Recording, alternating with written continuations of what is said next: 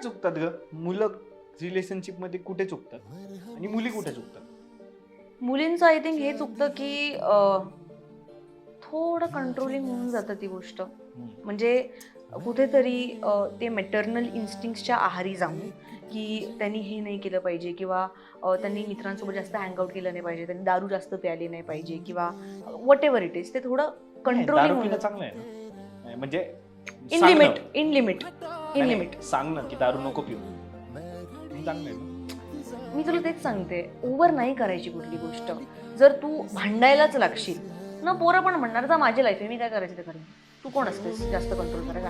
एका पॉईंटला इगोवर येते ना ही गोष्ट.